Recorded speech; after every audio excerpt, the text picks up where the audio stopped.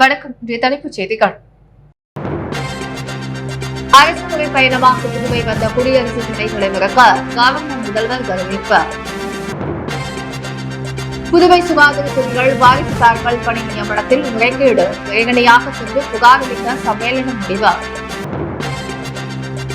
வரும் சட்டமன்ற தேர்தலில் திமுக 20 தொகுதிகளில் போட்டியிடும் கூட்டணி கட்சிகளுக்கு 10 தொகுதி சட்டமன்ற எதிர்க்கட்சித் தலைவர் சிவா உறுதி. கிரிப்டோ கரன்சி முதலீடு மோசடி வழக்கின் முக்கிய குற்றவாளி கோயம்புத்தூரை சேர்ந்த தொழிலதிபர் இம்ரான் பாஷா கைது. 3 நாள் அரசு பயணமாக இன்று புதுச்சேரிக்கு வந்த குடியரசு துணைத் தலைவர் ஜெகதீஷ் தன்கரை கவர்னர் கைலாஷ்நாதர், முதலமைச்சர் ரங்கசாமி ஆகியோர் வரவேற்றனர். டெல்லியிலிருந்து புதுச்சேரி லாஸ்பேட்டை விமான நிலையத்திற்கின்ற மத்திய குடியரசு துணைத் தலைவர் ஜெகதீப் தன்கர் வந்தடைந்தார். அவரை துணைநிலை ஆளுநர் கைலாஷ்நாதர், முதல்வர் ரங்கசாமி, சட்டப்பேரவைத் தலைவர் செல்வம் மற்றும் அமைச்சர்கள், அதிகாரிகள் ஆகியோர் வரவேற்றனர். சுற்றுப்பயணம் வந்துள்ள ஜெகதீப் தன்கர் கடற்கரை சாலையில் உள்ள நீதிபதிகள் விருந்தினர் மாளிகையில் தங்க ஏற்பாடு செய்யப்பட்டுள்ளன. தேசத்தை கட்டி எழுப்புவதில் சுற்றுச்சூழல் நிலைத்தன்மை என்ற நிகழ்ச்சி நாளை மாலை 4 மணி முதல் 5 மணி வரை ஜிப்மர் மருத்துவக் கல்லூரி மருத்துவமனை வளாகத்தில் உள்ள APJ அப்துல் கலாம் கலையரங்கில் நடைபெற உள்ளது. இதில் குடியரசு துணைத் தலைவர் ஜெகதீப் தன்கர் தலைமை விருந்தினராக கலந்து கொண்டு உரையாற்றுகிறார். தொடர்ந்து ஜிப்மர் ஆசிரியர், ஊழியர், மாணவர்களுடன் அவர் கலந்துரையாடுகிறார். இந்த நிகழ்வின் போது உலக சுற்றுச்சூழல் தினத்தை முன்னிட்டு பிரதமர் மோடியால் தொடங்கப்பட்ட தாயாரின் பெயரில் ஒரு மரக்கன்று என்ற பிரச்சாரத்தின் ஒரு பகுதியாக குடியரசு துணைத் தலைவர் ஜெகதீப் தன்கர் தனது தாயார் கேசரி தேவியின் பெயரில் மரக்கன்று ஒன்றை நடவுள்ளார். இந்நிகழ்வுக்கு பிறகு குடியரசு துணைத் தலைவர் விருந்தினர் மாளிகை திரும்புகிறார். மறுநாள் செவ்வாய்க்கிழமை காலை புதுச்சேரி மத்திய பல்கலைக்கழகத்தில் மாணவர்கள், பேராசிரியர்களுடன் கலந்துரையாடுகிறார். பின்னர் புதுச்சேரி விமான நிலையம் வந்த ஹெலிகாப்டரில் சென்னை சென்று அங்கிருந்து டெல்லி செல்கிறார். குடியரசு துணைத் தலைவர் வருகையால் புதுச்சேரி நகரம் முழுவதும் போலீஸ் பாதுகாப்பு பலப்படுத்தப்பட்டுள்ளது. சுமார் 2000க்கும் மேற்பட்ட போலீசார் பாதுகாப்பு பணியில் ஈடுபடுத்தப்பட்டுள்ளனர். சுகாதாரத்துறைகள் வாரிசுதாரர்கள் பணி நியமனத்தில் முறைகேடு நடந்துள்ளதாகவும் OSD அமைச்சக கண்காணிப்பாளர்கள் சட்டவிரோதமாக செயல்பட்டுள்ளது ஆதாரமாக கிடைத்துள்ளது. ஆகையால் அவர்கள் மீது தகுந்த நடவடிக்கை எடுக்க கோரியும் பெரியகடை காவல் நிலையத்தில் புகார் அளிக்க உள்ளதாக புதுச்சேரி அரசு ஊழியர் சங்கங்களின் சம்மேளனம் முடிவு செய்துள்ளது.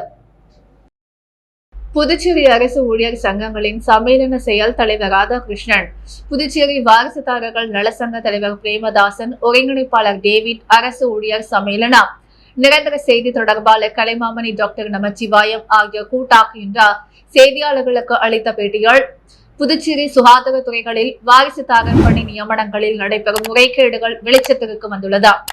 பல ஆண்டுகளாக அங்கேயே பணிபுரியும் சில ஊழியர்கள், முக்கிய அதிகாரிகள் துணையோட பணம் தருவோருக்கு மட்டுமே வாரிசுதாரர் நியமனம் செய்யப்பட்டுள்ளனர்.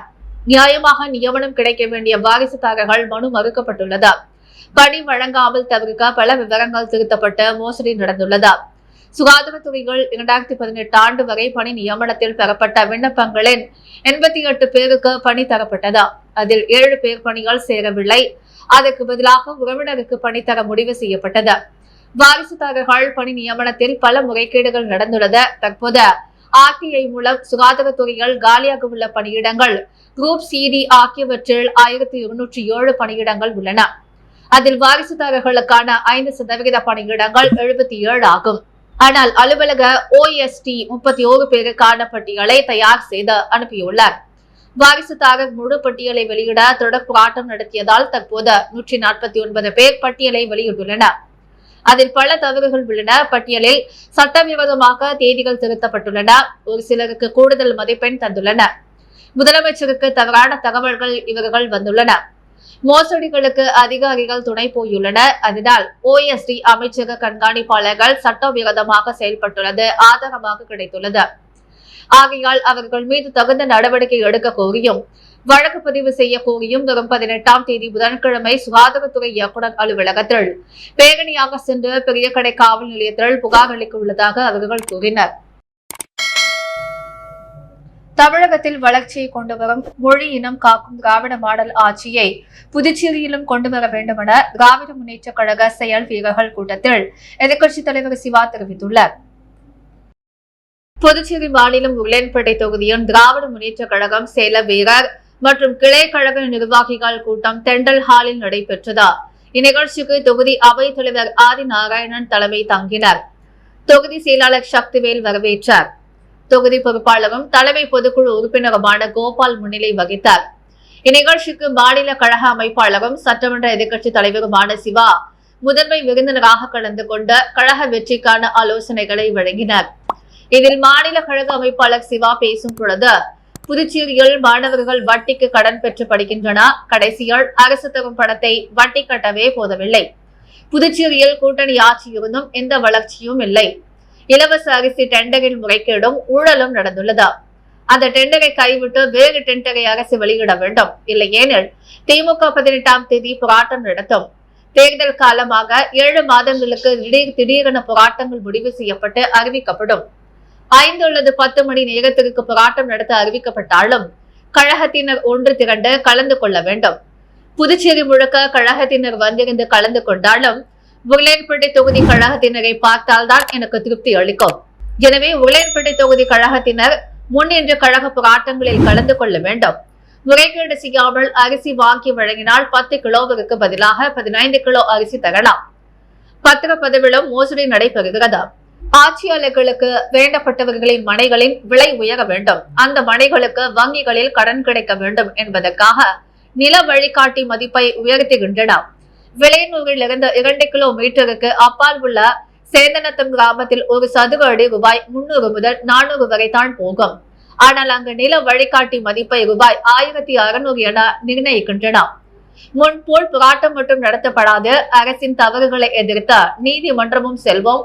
உள்ளாட்சி தேர்தலில் நடைபெற இருந்த முறைகேடு கண்டித்த நீதிமன்றம் சென்ற மகளிருக்கும் பிற்படுத்தப்பட்ட பிரிவினருக்கும் இடஒதுக்கீடு பெற்றுக் கொடுத்தோம். தேர்தல் நடந்து இருந்தால் 5 நகராட்சிகளையும் திமுக கைப்பற்றி இருக்கும்.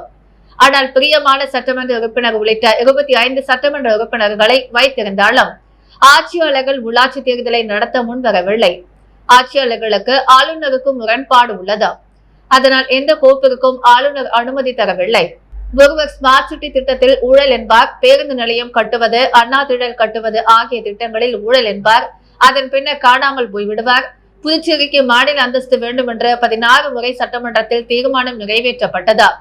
மத்திய அரசுக்கு எந்த கோப்பும் ஆளுநர் மூலமாகத்தான் செல்லும். ஆனால் சட்டசபையில் நிறைவேற்றிய மாநில அந்தஸ்து தீர்மானங்கள் ஆளுநர் அனுப்பாமலேயே வைத்துக் கொண்டார்.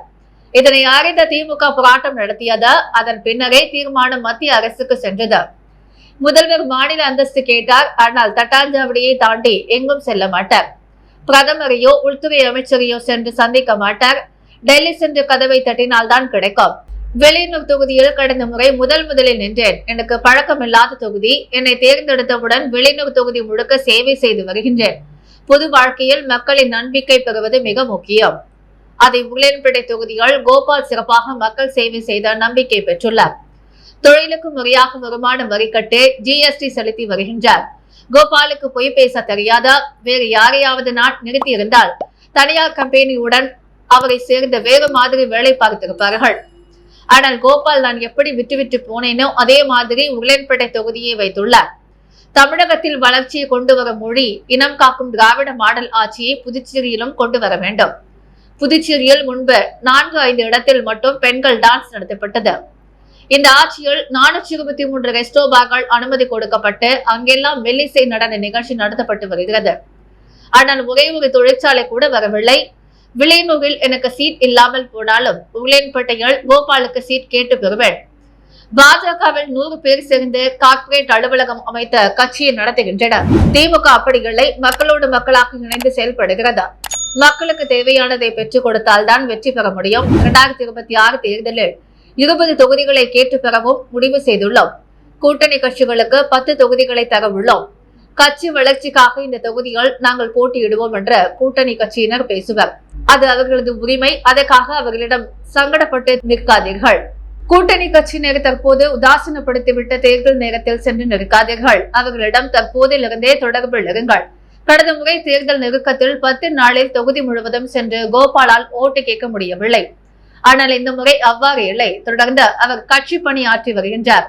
திமுக கொள்கை பிடித்தவர்களை கட்சிக்குள் கொண்டு வாருங்கள். உருளையன்பேட்டை தொகுதி மக்களுக்கு சேவை செய்யக்கூடிய அடிமையாக கோபால் கிடைத்துள்ளார். அவரை பயன்படுத்திக் கொள்ள வேண்டும். மாநில அந்தஸ்து தொடர்பாக ஒரு கருத்தரங்கம் நடத்த உள்ளோம். மேலும் மாணவர்களுக்காக ஒரு நிகழ்ச்சியும் நடத்த உள்ளோம் என்றார். கிரிப்டோ கரன்சி முதலீடு மோசடி வழக்கில் முக்கிய குற்றவாளியின் கோயம்புத்தூரை சேர்ந்த தொழிலதிபர் இம்ரான் பாஷாவை சைபர் கிரைம் போலீசார் கைது செய்துள்ளனர். புதுச்சேரி லாஸ்பேட்டையை சேர்ந்த BSNL ஓய்வு பெற்ற ஊழியர் அசோகன் இவரை கடந்த 2023ஆம் ஆண்டு தொடர்பு கொண்ட மர்ம நபர் கிரிப்டோ கரன்சியில் முதலீடு செய்தால் அதிக லாபம் கிடைக்கும் என கூறியதை நம்பி ஆஷ்பே என்ற இணையதள பக்கத்தில் ரூபாய் 98 லட்சம் முதலீடு செய்தார். அதன் மூலம் லாபத்தை சேர்ந்த ரூபாய் 2.5 கோடி மதிப்பிலான கிரிப்டோ கரன்சி DCX காயின் இருந்தது.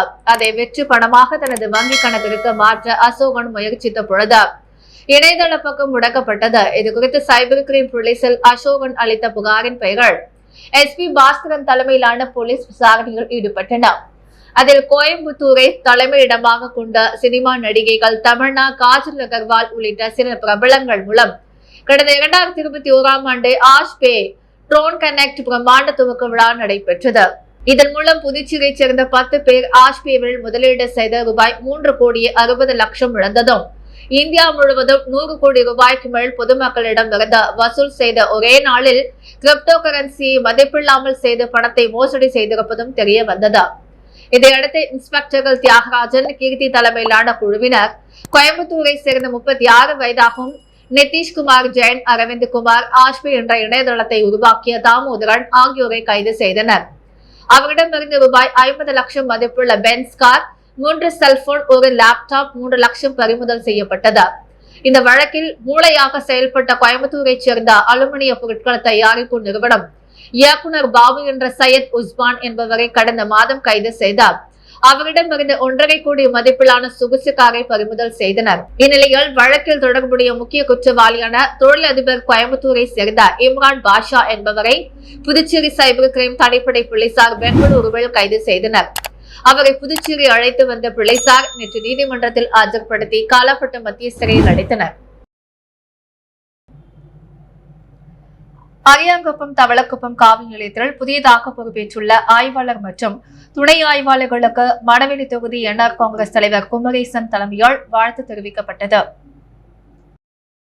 புதுச்சேரி அரியாங்குப்பம் மற்றும் தவளக்குப்பம் காவல் நிலையங்களில் பணியாற்றி வந்த ஆய்வாளர் மற்றும் துணை ஆய்வாளர்கள் கடந்த சில நாட்களுக்கு முன்பு மாற்றப்பட்ட புதிய ஆய்வாளராக ஆறுமுகம் மற்றும் தவளக்குப்பம் காவல் நிலையத்திற்கு துணை ஆய்வாளராக ஜெயகுருநாதன் ஆகியோரை புதுச்சேரி அரசு நியமனம் செய்துள்ளது. அதனை முன்னிட்டு புதுச்சேரி மணவெளி தொகுதி NR காங்கிரஸ் கட்சி தொகுதி தலைவர் குமரேசன் என்கிற குமரவேல் தலைமைகள் 70க்கும் மேற்பட்ட தொகுதி நிர்வாகிகள் நேரில் சந்தித்து சால்வை அணிவித்து வாழ்த்து தெரிவித்தனர். மேலும் கட்சி நிர்வாகிகளிடம் பேசிய ஆய்வாளர் எதிர்வரும் காலங்களில் இப்பகுதிகளில் ஏதேனும் குற்ற நடவடிக்கைகள் மற்றும் கஞ்சா உள்ளிட்ட போதைப் பொருட்கள் நடமாட்டங்கள் அறியப்பட்டால் உடனடியாக காவல் நிலையத்திற்கு தெரியப்படுத்த வேண்டும் எனவும், மேலும் இதுபோன்ற தகவல்களை தெரிவித்தால் ரகசியமாக வைக்கப்பட்ட உரிய நடவடிக்கைகள் மேற்கொள்ளப்படும் எனவும் தெரிவித்தார்.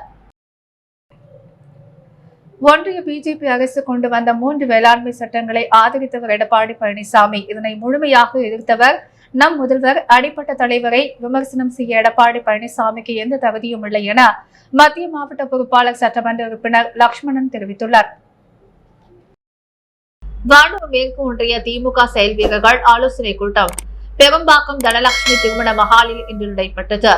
கூட்டத்திற்கு ஒன்றிய செயலாளர் பாஸ்கரன் வரவேற்றார். முன்னாள் சட்டமன்ற உறுப்பினர் மாரிமுத்து முன்னிலை வகித்தார்.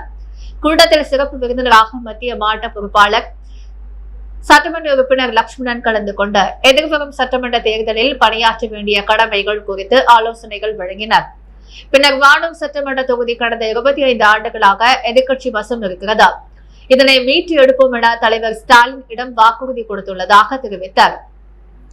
மேலும் மாநில உரிமைகளை விட்டுக் கொடுத்தவர்கள் எல்லாம் இன்று பிஜேபியுடன் கூட்டணி வைத்துக் கொண்ட நம் இனத்தையும் மொழியையும் விட்டுக் கொடுத்தவர்கள் நமக்கே எதிரி போட்டியாக நிற்கிறார்கள்.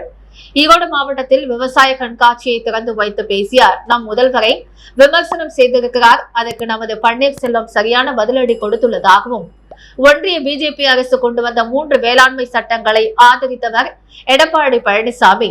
இதனை முழுமையாக எதிர்த்தவர் நம் முதல்வர்.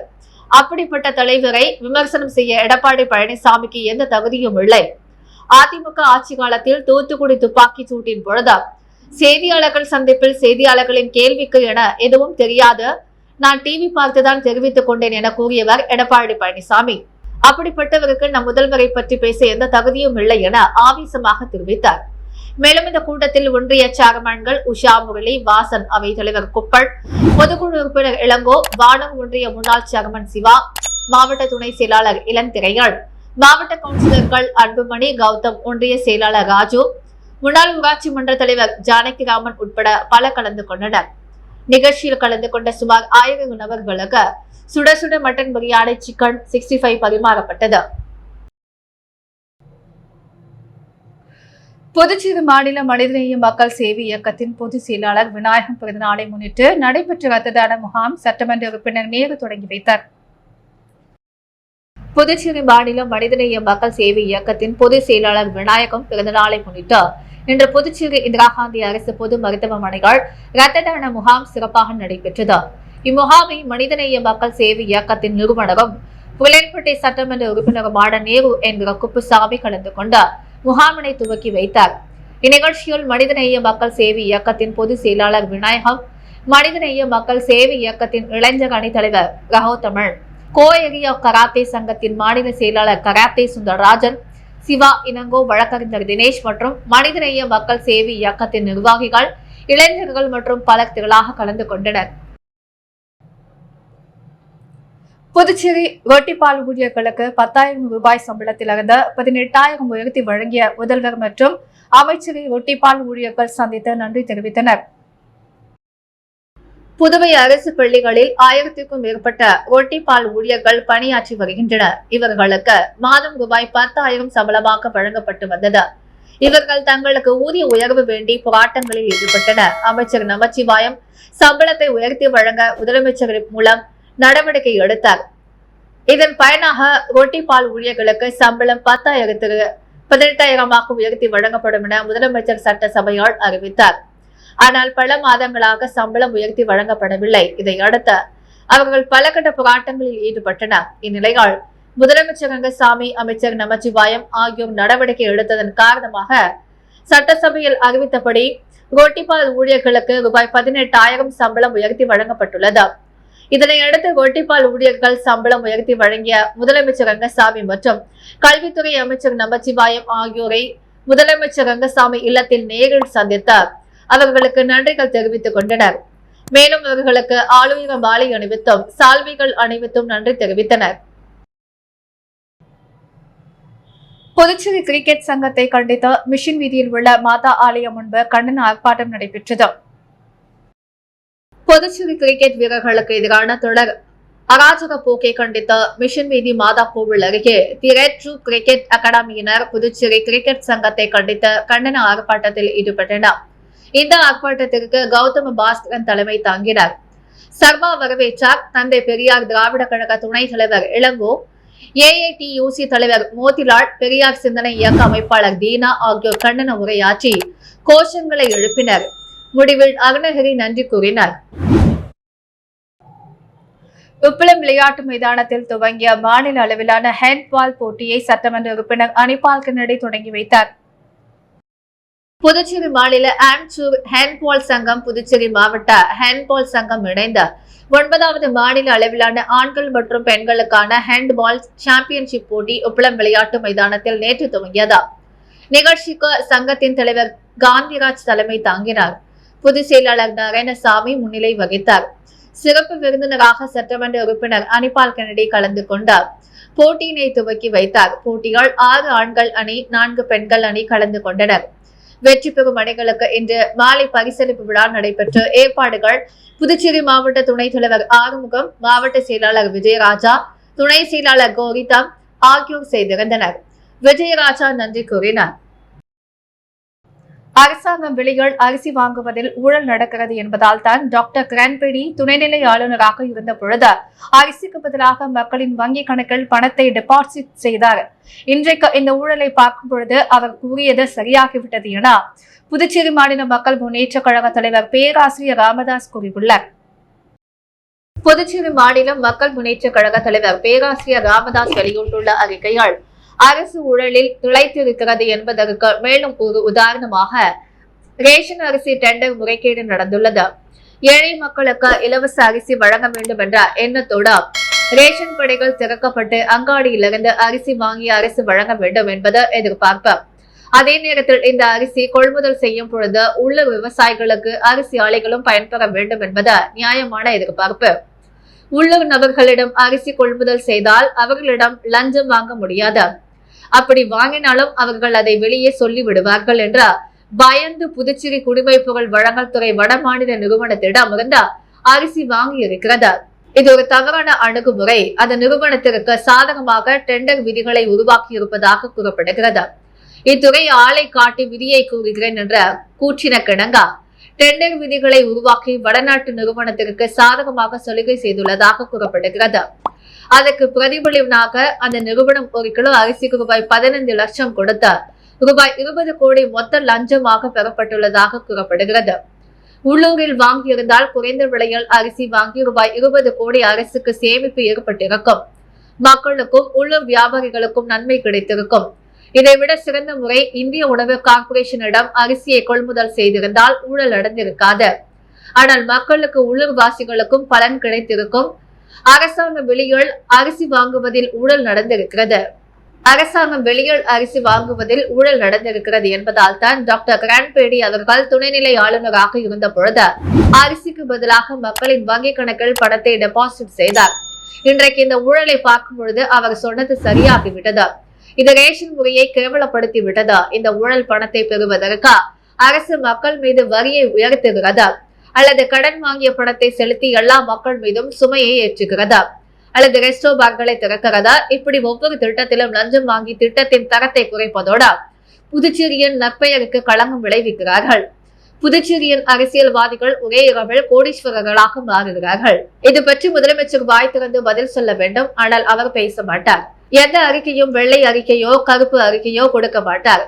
துறை சார்ந்த அமைச்சராவது விளக்கம் அளிக்க வேண்டும். தவறினால் நமது நேர்மையின் சின்னமாக துணைநிலை ஆளுநர் இப்பிரச்சனையின் உண்மை நிலையை ஆராய்ந்த குற்றவாளிகளை தண்டிக்கும் கடமையை செய்ய வேண்டும். நல்ல கொள்கைகளையும் கருத்துக்களையும் பண்புகளையும் பறைசாற்றுவதால் புதுச்சேரிக்கு எந்த நன்மையும் கிடைக்காது. நடவடிக்கைகள் இறங்கி நிர்வாகத்தில் எங்கும் தவறு நடக்காமல் பார்த்துக் கொள்ள வேண்டும். புதுச்சேரி பாதுகாக்க வேண்டும். முதலமைச்சர் இதுக்கு பதிலளிக்க வேண்டும் என்றால் பணியில் உள்ள ஒரு நீதிபதியின் தலைமையிலோ அல்லது சட்டமன்ற உறுப்பினர் குழுவிடமோ ஆணையிட்டு இப்பிரச்சனையை விசாரணை செய்து 2 வாரங்களுக்குள் உண்மையை வெளிக்கொணர வேண்டும். உண்மையின் தன்மையை அடிப்படையில் மேற்கொண்டு நடவடிக்கை ஆளுநர் எடுக்க வேண்டும். இது புதுச்சேரியில் ஊழலை குறைக்க உதவும். மேலும் துருப்புச் சீட்டுகள் ஒவ்வொன்றாக வெளியே வரும் என அந்தந்த அறிக்கைகள் தெரிவித்துள்ளார். புதுச்சேரி நகர பகுதிகள் விலை உயர்ந்த பைக்குகளை திருடிய தமிழகத்தைச் சேர்ந்த 3 வாலிபர்களை போலீசார் கைது செய்துள்ளனர். Villianpettai police inspector Karthikeyan, sub inspector Govindarajan தலைமையால் போலீசார் லெனின் வீதி மணிமேகலை பள்ளி எதிரில் வாகன சோதனையில் ஈடுபட்டனர். அந்த வழியாக பைக்கில் வேகமாக வந்த வாலிபரை பிடித்து விசாரித்தனர். அவர் திருவள்ளுவர் மாவட்டத்தைச் சேர்ந்தார். சந்தோஷ் என்கிற அப்புக்குட்டி என்பதும் அவர் ஓட்டி வந்தது திருட்டு பைக் என்பதும் தெரிய வந்தது. அவருடன் அதே பகுதியைச் சேர்ந்த லோகு என்கிற விஜயன், ஹரிபிரசாத் ஆகியோர் சேர்ந்தார்.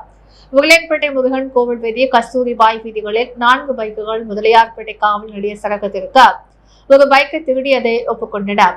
மூவரையும் கைது செய்த போலீசார் அவர்களிடம் இருந்த ரூபாய் 7 லட்சம் மதிப்பிலான 5 பைக்குகளை பறிமுதல் செய்தனர்.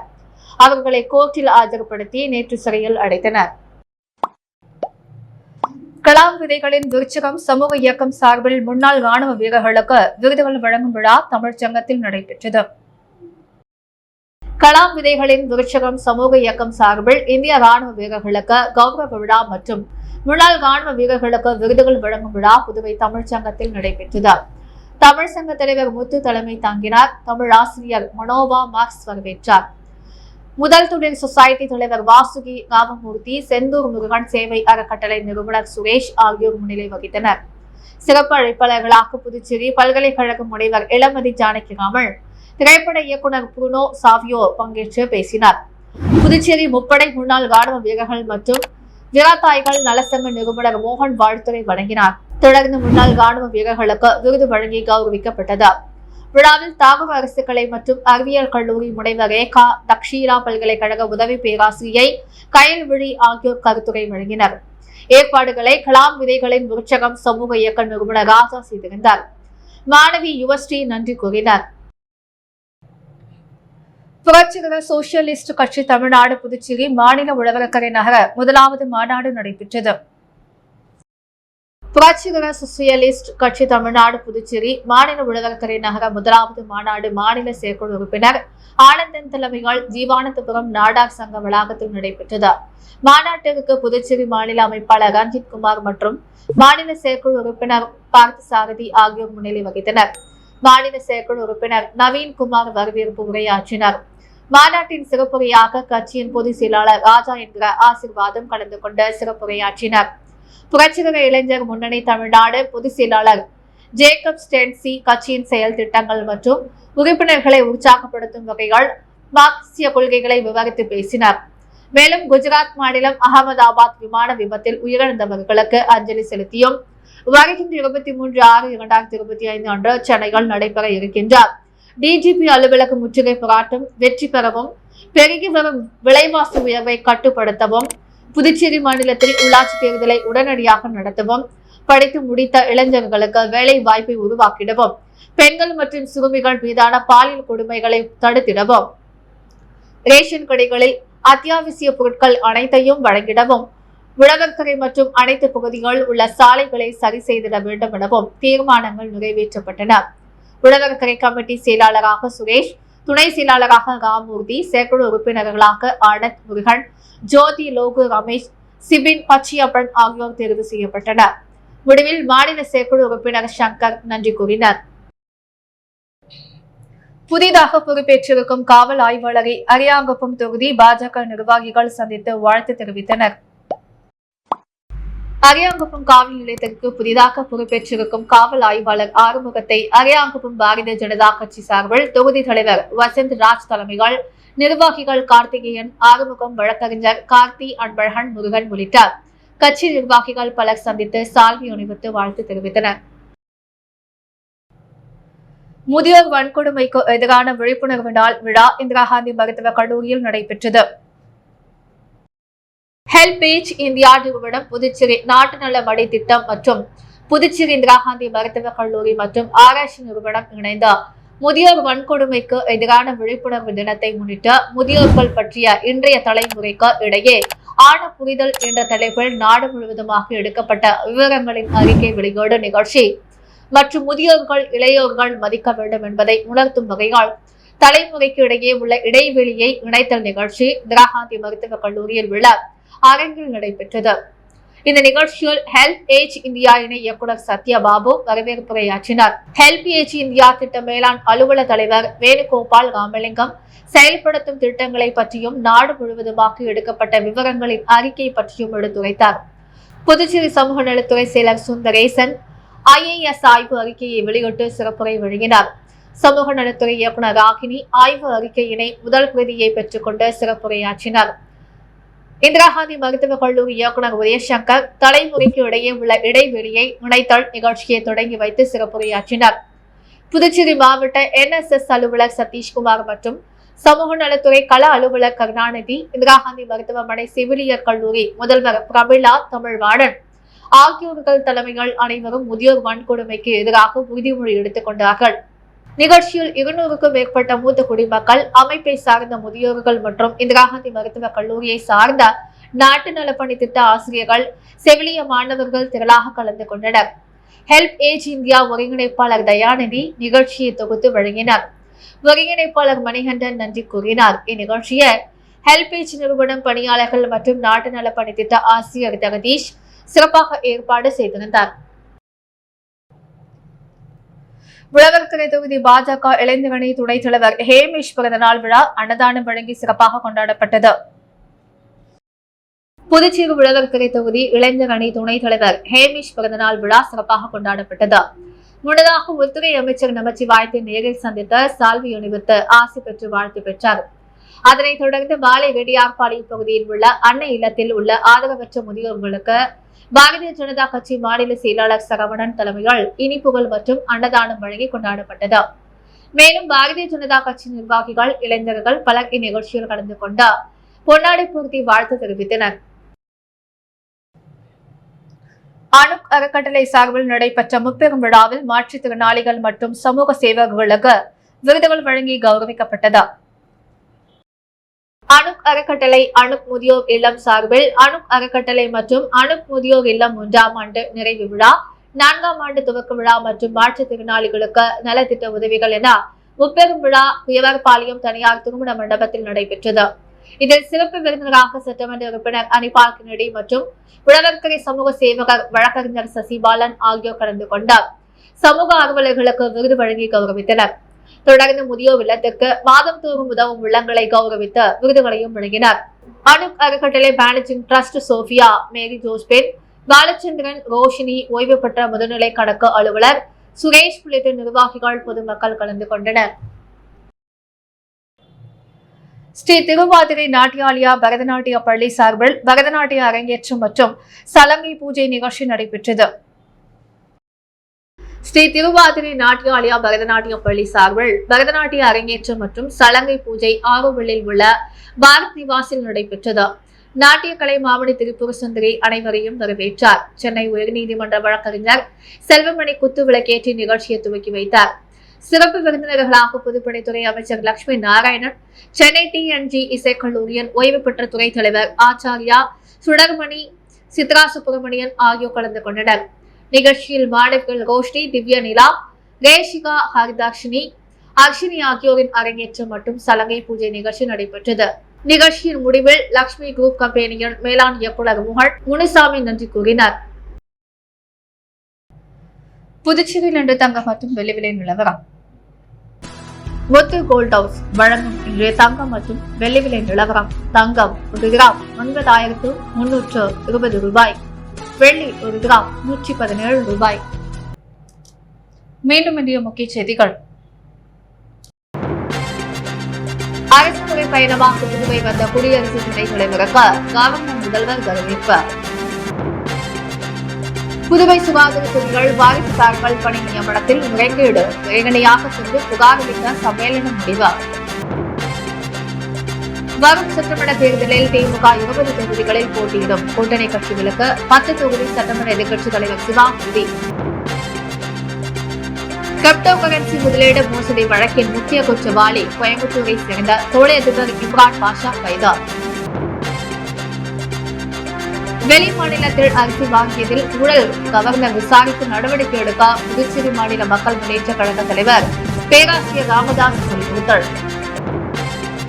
புதுவையில் 7 லட்சம் மதிப்பிலான 5 பைக்குகளை திருடிய தமிழகத்தைச் சேர்ந்த 3 கைது. இத்துடன் எஸ் மீடியா செய்திகள் நிறைவடைகிறது. வணக்கம்.